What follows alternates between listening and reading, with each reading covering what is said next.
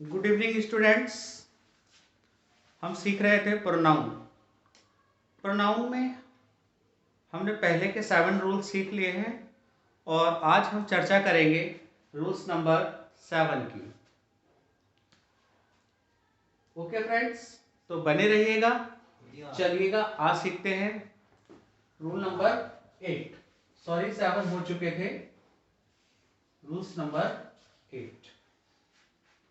Rule number 8 क्या कह रहा है? रूल नंबर 8 में अगर बात करते हैं तो सपोज करो कोई सेंटेंस हमारा यहां से स्टार्ट हुआ, एक्स बाई जेड कुछ भी हो, यहां पर सब्जेक्ट होगा, वर्ब होगी, एक्स बाई जेड कुछ भी हो, और यहां प्रपोजिशन आ जाती है।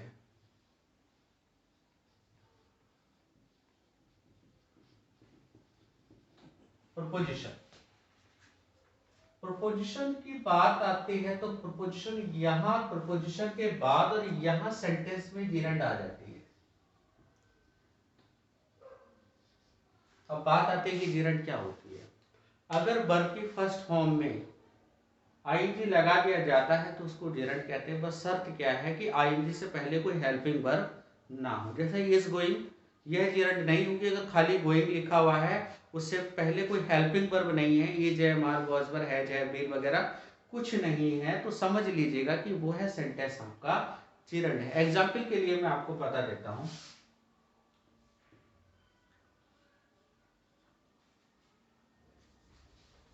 Walking is useful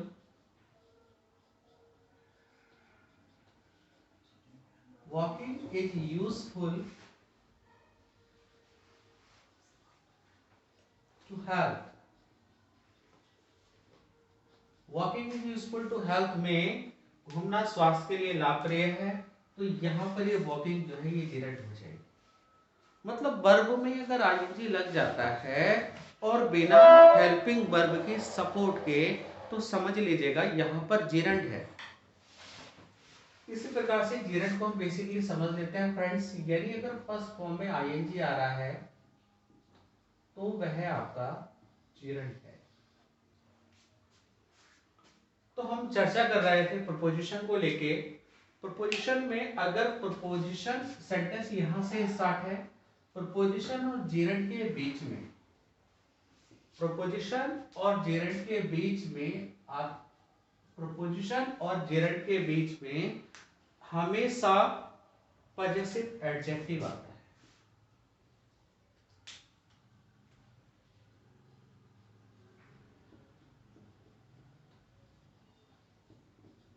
positive adjective preposition और जेरेंड के बीच में हमेशा पॉजिटिव एडजेक्टिव आएगा। और ये आप टेबल में अच्छे से जानते होंगे कि पॉजिटिव एडजेक्टिव क्या होता है।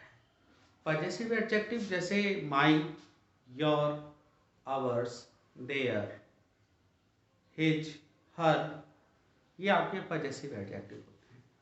तो फ्रेंड्स एक बार मैं रिकॉल करा देता हूं कि प्रपोजिशन और जेरेंड के बीच में अगर कोई प्रोनाउन का केस आता है या कोई प्रोनाउन आता है तो वो केवल और केवल पॉजिटिव एडजेक्टिव ही रहेगा। प्रोनाउन और जेरेंड के बीच में अगर कोई केस आ रहा है तो वो पॉजिटिव एडजेक्टिव रहेगा। आइएगा एग्जाम्पल की तरफ बढ़ते हैं।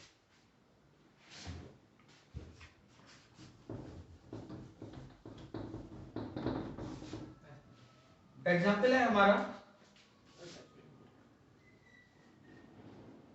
he objected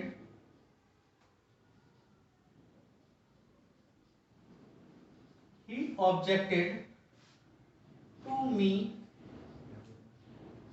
going to Nainital या going to नैनीताल।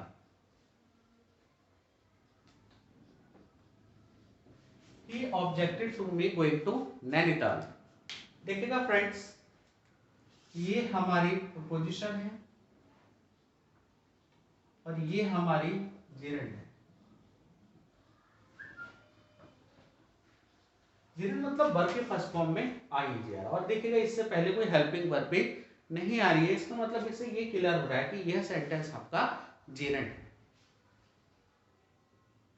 अब अब बात आती है कि प्रपोजिशन और जेरेंड के बीच में फिर क्या केस आता है। प्रपोजिशन और जेरेंड के बीच में क्या आता है, पजेसिव एडजेक्टिव। और यहाँ पर क्या दिया हुआ है, यह प्रोनाउन का ऑब्जेक्टिव केस है, जो कि बिल्कुल गलत है।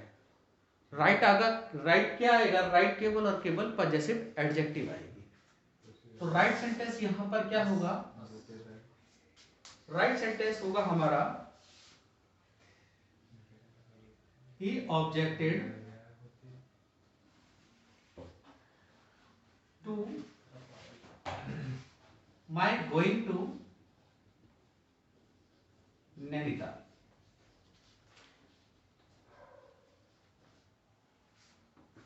he objected to my going to Nainital। तो ये यहाँ पर हमारा यहाँ पर ये राइट होगा। चलेगा, एक एग्जाम्पल और लेते हैं। एग्जाम्पल है हमारा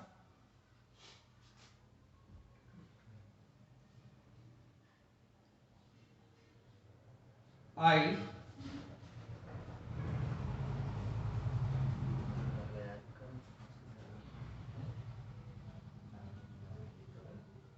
enjoyed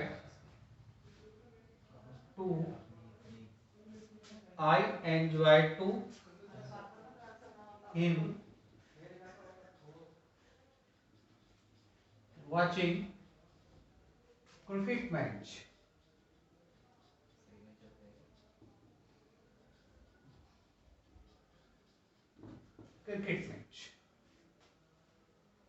I enjoyed to, अभी यहां पर देखेंगे, यहां पर प्रपोजिशन है हमारी, यहां पर हमारा जेरेंड है। तो ठीक प्रपोजिशन और जेरेंड की अगर बात की जाती है तो प्रपोजिशन और जेरेंड के बीच में हमारा क्या आता है, पजेसिव एडजेक्टिव आएगा।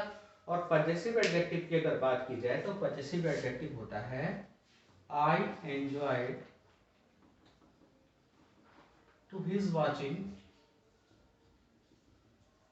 सॉरी, वाचिंग में थोड़ा ओड सा लग रहा है यहाँ पर, तो यहाँ पर थोड़ा, यहाँ पर अगर वाचिंग ना की जाए तो वाचिंग के यहाँ पर प्लेइंग कर देते हैं, playing. I enjoyed to his playing cricket match।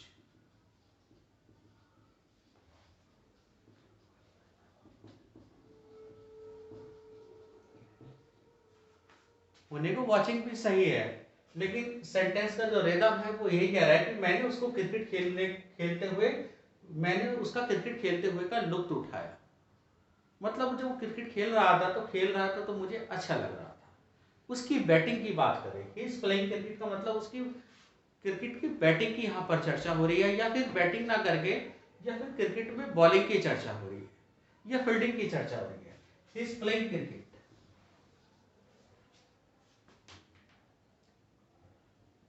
तीसरा एग्जाम्पल, जैसे all the students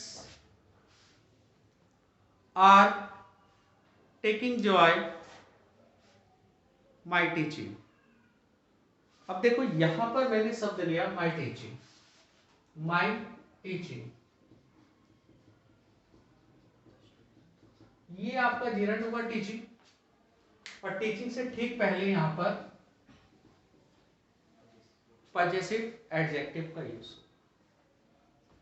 simple sentence में ऐसे भी हो सकता है, जरूरी नहीं कि प्रोपोजिशन, वैसे तो 90% प्रोपोजिशन आती है, लेकिन अगर 1% अगर क्वेश्चन ऐसे भी दे दिया, द स्टूडेंट्स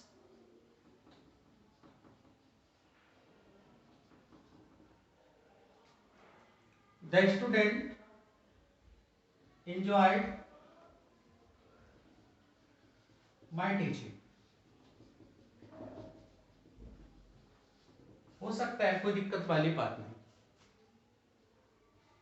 कभी कभी ऐसे भी हो सकता है कि नाउन के साथ में केस लगने के बाद भी जेरेंड का यूज किया जा सकता है। जैसे I like Kohli apostrophe s batting,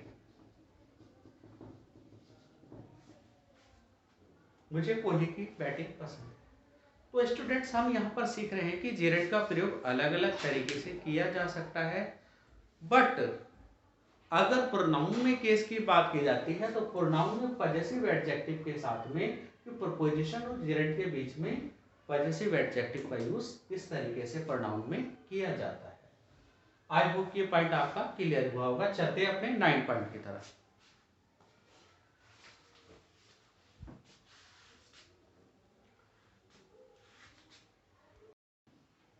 चलेगा, बढ़ते अपने 9 पॉइंट की तरफ। 9 पॉइंट हमारा है, देखिएगा कुछ पर्टिकुलर वर्ड होते हैं या कुछ पर्टिकुलर शब्द होते हैं जिनके साथ हम रिफ्लेक्सिव प्रोनाउन का यूज करते हैं। जैसे एंजॉय हो गया, एब्सेंट हो गया, अवेल हो गया, इंट्रोड्यूस हो गया, रिजाइन हो गया, प्रेजेंट हो गया। ये पर्टिकुलर कुछ ऐसे शब्द हैं कि अगर ये आ जाते हैं और प्रोनाउन से रिलेटेड ऑप्शन में कुछ दिया हुआ है तो इनके तुरंत बाद प्रोनाउन का रिफ्लेक्सिव प्रोनाउन आएगा। मतलब अगर हिम लिखा हुआ है तो इनके बाद हिमसेल्फ का यूज होगा। देखते हैं कैसे। मान के चलते हैं सेंटेंस में पहला शब्द मिला हमें, यहां से लेके सेंटेंस के बीच में कुछ भी आ जाता है, हमें शब्द मिला एंजॉय, आनंद। ये वर्ब भी हो सकती है, नाउन का भी काम करता है। एंजॉय, एंजॉय के बाद अवेल, लाभ होता है, प्रॉफिट उठाना। इसके बाद अडेप्ट, अडेप्ट का मतलब कुशल। एम्यूज, एम्यूज का मतलब होता है मनोरंजन, एम्यूज। एम्यूज के बाद इंट्रोड्यूस,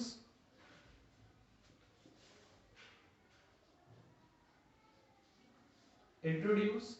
इंट्रोड्यूस के बाद आता है आपका अरेंज,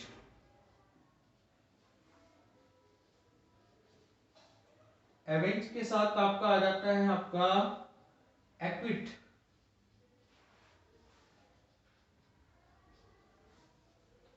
एक्विट के बाद आता है रिजाइन,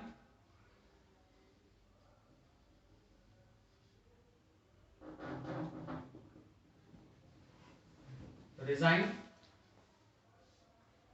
और रिजाइन के बाद आपका आ सकता है एडजस्ट,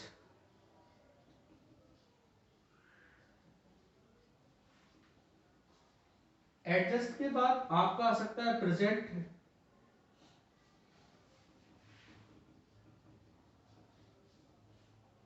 प्रोजेक्ट के बाद बिजी,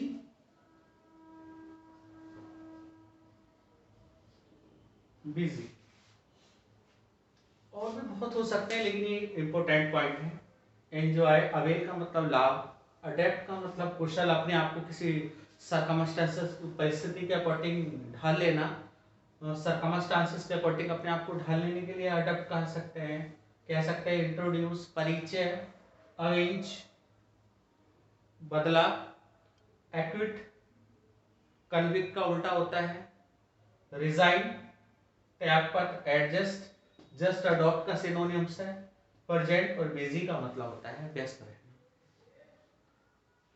तो देखो अगर प्रोनाउन की बात करते हैं, वैसे तो इस सेंटेंस ये जो वर्ब है ये नॉर्मल वे में यूज किए जाते हैं, लेकिन अगर प्रोनाउन के साथ अगर इनका यूज किया जाएगा तो प्रोनाउन का किस प्रकार का प्रोनाउन आएगा। अगर ये प्रोनाउन के साथ में रखी जाती हैं या ये शब्द आ जाते हैं और प्रोनाउन आ जाता है तो प्रोनाउन में कैसा प्रोनाउन यूज किया जाएगा, यहाँ पर हम चर्चा कर रहे हैं। दोस्तों अगर ये आ जाता है तो इनके तुरंत बाद रिफ्लेक्सिव प्रोनाउन का यूज किया जा सकता है। अगर ये शब्द सेंटेंस में आ जाते हैं और इनके बाद अगर कोई प्रोनाउन यूज किया जाता है, अगर कोई प्रोनाउन आएगा तो वो कौन सा प्रोनाउन आ जाएगा, रिफ्लेक्सिव प्रोनाउन का यूज किया जाएगा। इसका प्रोनाउन का यूज किया जाएगा रिफ्लेक्सिव प्रोनाउन।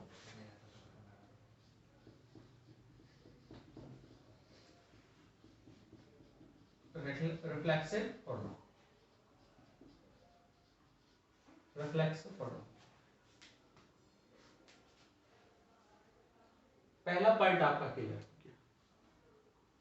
लेकिन कब यूज होता है, बात आती है इनके साथ रिफ्लेक्सिव प्रोनाउन कब यूज होगा, मैटर ये करता है इनके साथ रिफ्लेक्सिव प्रोनाउन कब यूज किया जाएगा। इनके साथ रिफ्लेक्सिव प्रोनाउन तब यूज किया जाता है अगर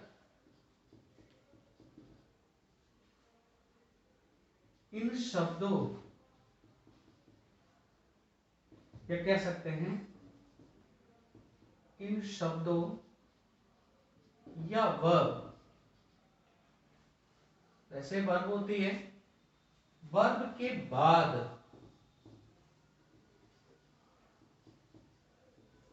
प्रपोजिशन आए तो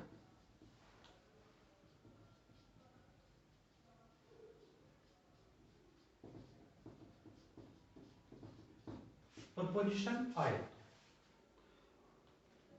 अगर प्रपोजिशन नहीं आती है तो नाउन आएगा, तब हम कोई चीज नहीं कर सकते। देखिएगा हम जो परिवर्तन कर सकते हैं प्रोनाउन में कर सकते हो, इनके साथ अगर प्रोनाउन आती है तो वो रिफ्लेक्सिव प्रोनाउन आएगी। कैसे प्रोनाउन आएगी, रिफ्लेक्सिव प्रोनाउन। भाई अगर नाउन आती है तो फिर तो कोई टेंशन वाली बात है नहीं। अब देखते हैं आप इसको एग्जाम्पल से समझिए। सपोज करो मैंने यहां क्वेश्चन लिया आई एंजॉय,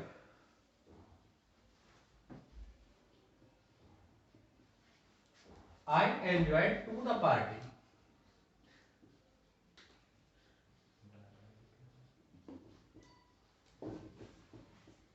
मैंने पार्टी का, अब यहां पर आपको क्या मिली है, प्रपोजिशन। अब समझ लीजिएगा अगर इन शब्दों के बाद प्रपोजिशन आ जाती है तो समझ लेना सेंटेंस में गड़बड़ है भाई, और सेंटेंस में गड़बड़ है तो वो गड़बड़ जो है रिफ्लेक्सिव प्रोनाउन लगाने से ही दूर होगी। अब बात आती है कि रिफ्लेक्सिव प्रोनाउन कौन सी लगाई जाए, तो देखिएगा रिफ्लेक्सिव प्रोनाउन उस प्रोनाउन की बनेगी जो नाउन प्रोनाउन यहाँ पर स्टार्टिंग में दिया गया है। यानी अगर इस सेंटेंस को सुधारना है तो आप इसको सुधार सकते हैं, आई एंजॉय, और ठीक इसके तुरंत बाद रिफ्लेक्सिव प्रोनाउन होगी। आई के रिफ्लेक्सिव प्रोनाउन क्या होते हैं, myself, myself to the party,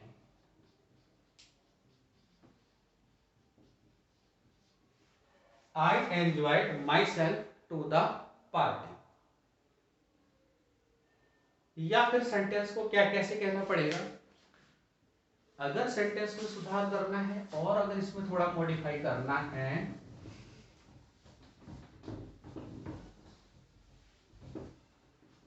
अगर थोड़ा और मॉडिफाई करना है, देखिएगा वैसे तो राइट सेंटेंस अगर आपसे पूछा है तो समझ लीजिएगा कि प्रोनाउन से एरर निकालने की कोशिश की जा रही है। अगर आपसे कहे कि सेंटेंस को शुद्ध कीजिएगा, या तो सेंटेंस शुद्ध इस तरीके से होगा या फिर आपका सेंटेंस ऐसे हो सकता है, आई एंजॉय, प्रीपोजिशन हटा देंगे सीधे नाउन ले लेंगे द पार्टी। लेकिन फ्रेंड्स उसने क्वेश्चन एग्जामिनर ने इसीलिए दिया है ताकि आप उसमें गलती प्रोनाउन की फाइंड आउट कर सके, इसलिए राइट आंसर हमारा यही हो जाएगा माई सेल्फ। चलिए एक एग्जाम्पल और देखते हैं जो एग्जाम में पूछा गया था। क्वेश्चन है हमारा,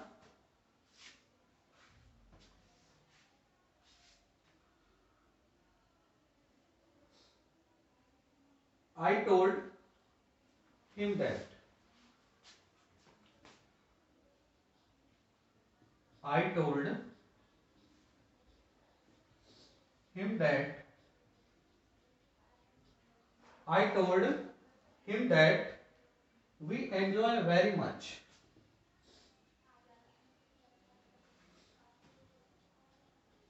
We enjoyed very much. We enjoyed very much at the party. At the party. 1, 2, 3,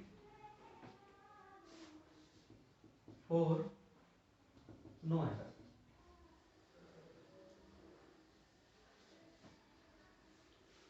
एक क्वेश्चन एसएससी में पूछा गया था, I told him that we enjoyed very much at party. अब बात आती यहां पर हमें इस वाले एंजॉयड के साथ में प्रीपोजिशन एंड एट मिल गया। इसका मतलब है सेंटेंस में मिस्टेक है। सेंटेंस में जो मिस्टेक होगी, अब यहां पर जो मिस्टेक करनी पड़ेगी, हमें क्या मिस्टेक करनी पड़ेगी? हमें पता है कि एंजॉयड के तुरंत बाद हमारी कौन सी प्रोनाउन आने वाली है?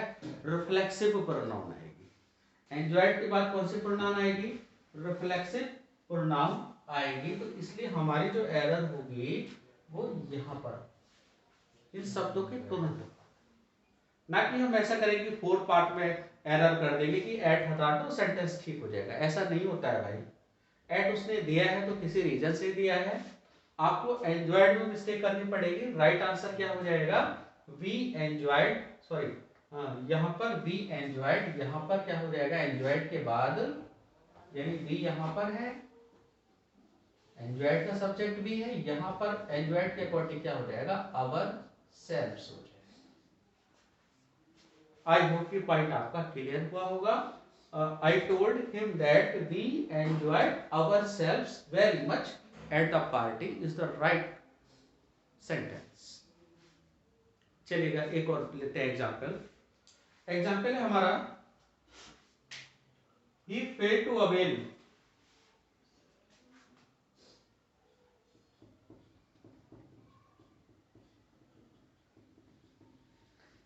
he failed to avail, he failed to avail of, he failed to avail of, he failed to avail of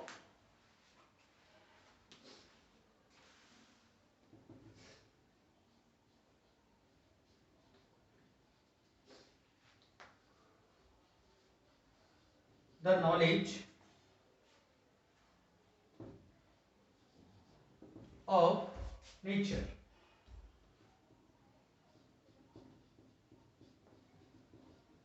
यहां सेंटेंस है,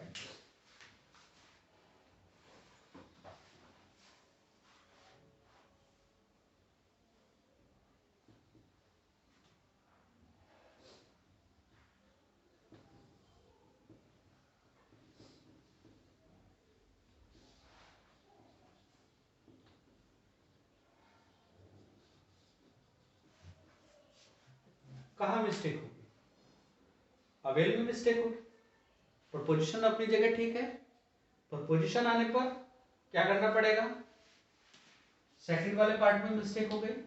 अब यहां पर ही के अकॉर्डिंग यहां पर avail, he failed to avail himself of the knowledge of nature.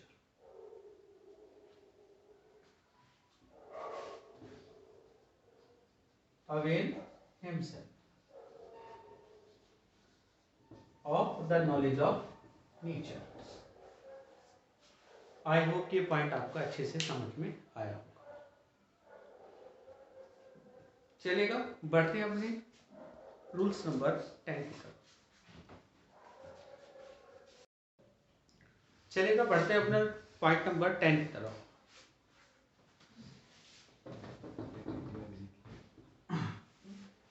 इससे पहले पॉइंट में हमने सीखा था कि कुछ पॉइंट हमारे, कुछ वर्ब ऐसी होती है जिनके बाद रिफ्लेक्सिव प्रोनाउन का यूज होता है, लेकिन ये वाला पॉइंट जस्ट उसका अपोजिट है। इसमें कुछ पर्टिकुलर वर्ब ऐसी होती है जिनके बाद रिफ्लेक्सिव प्रोनाउन नहीं आता है, जिनके बाद रिफ्लेक्सिव प्रोनाउन बिल्कुल नहीं आता है, बट एग्जामिनर उनके बाद रिफ्लेक्सिव प्रोनाउन देता है।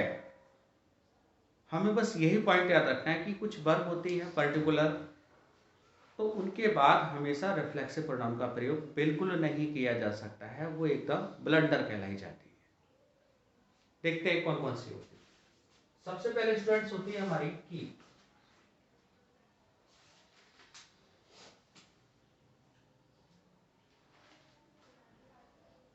कीप, कीप के बाद हाइड,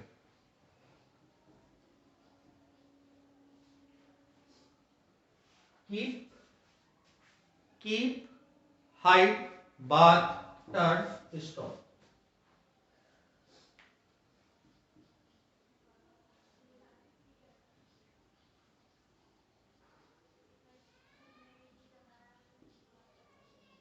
कौन कौन सी होगी?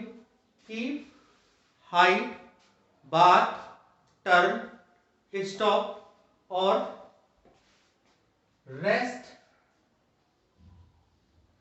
क्वालिफाइड।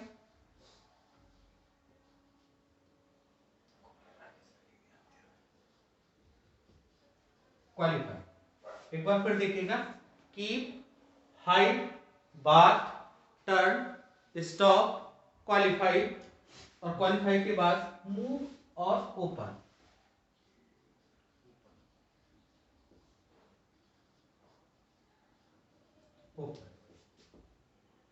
ये कुछ पर्टिकुलर खास है, वैसे तो काफी सारे इंपोर्टेंट है लेकिन ये ज्यादा इंपोर्टेंट है। Keep, hide, bath, turn, stop, rest, qualify, move, open. Examiner भी इनके बाद रिफ्लेक्सिव प्रोनाउन देता है।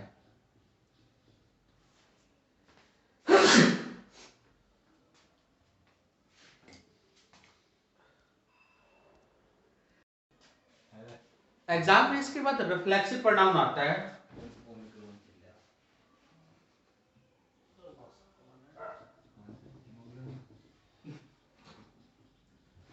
एग्जामिनर इन शब्दों के साथ में रिफ्लेक्सिव प्रोनाउन का यूज करता है, लेकिन एक्चुअली में इनके साथ रिफ्लेक्सिव प्रोनाउन का प्रयोग नहीं है। यानी अगर कहीं रिफ्लेक्सिव प्रोनाउन होगा तो वो पार्ट एरर होगा।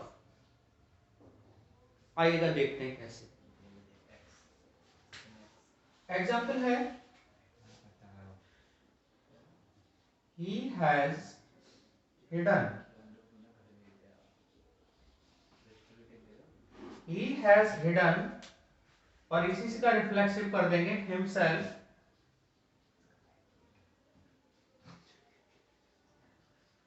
himself behind the tree।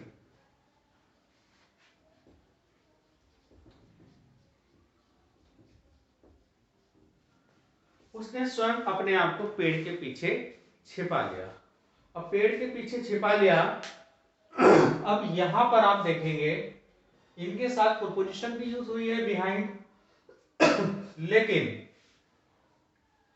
Mistake sentence में अगर देखी जाए तो सेंटेंस में आपकी मिस्टेक निकलेगी सेकंड वाले पार्ट।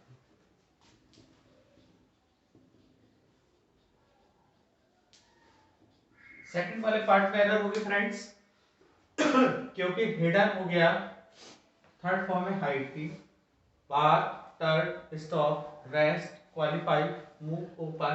और एक शब्द और हो सकता है, अगर आप लिख सकें, बिजी भी हो सकता है। इनके साथ रिफ्लेक्सिव प्रोनाउन नहीं आती है, हाँ प्रोपोजिशन आ सकती है। तो फ्रेंड्स यहां पर गलती हमारी यहां पर हो गई। सेंटेंस हमारा सिंपल हो जाएगा।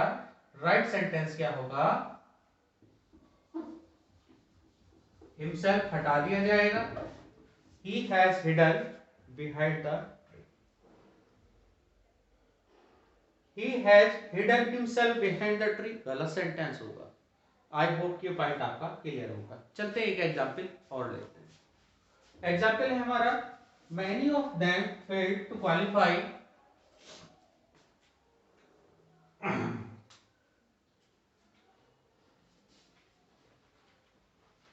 many of them failed to qualify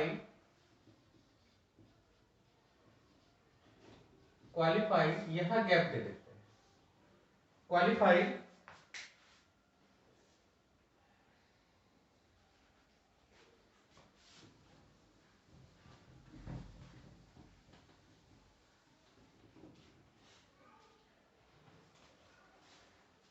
qualified for the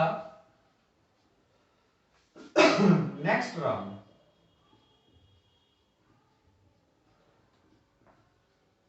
next round friends, यहां पर चार ऑप्शन दिए जाते हैं।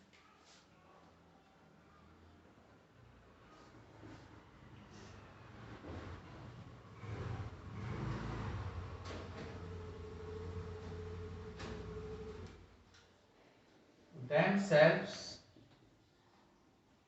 सेकंड ऑप्शन है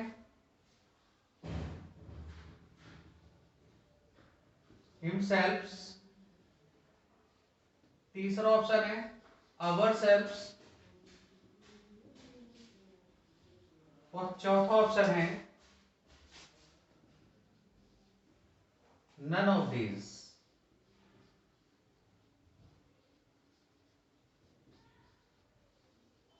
none of these, तो राइट आंसर हो जाएगा हमारा none of these।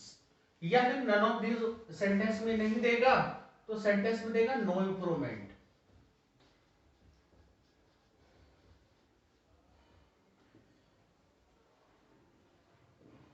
No improvement, क्योंकि मैनी ऑफ देम के बाद मैनी ऑफ देम देखा जाए तो बना तो दे, लेकिन यहाँ पर रिफ्लेक्सिव प्रोनाउन दोस्तों नहीं आती है, तो इसलिए राइट आंसर हमारा क्या हो जाएगा फोर। आई होप ये पॉइंट आपका अच्छे से समझ में आया होगा। चलिएगा बढ़ते हैं अपने पॉइंट नंबर 11 की।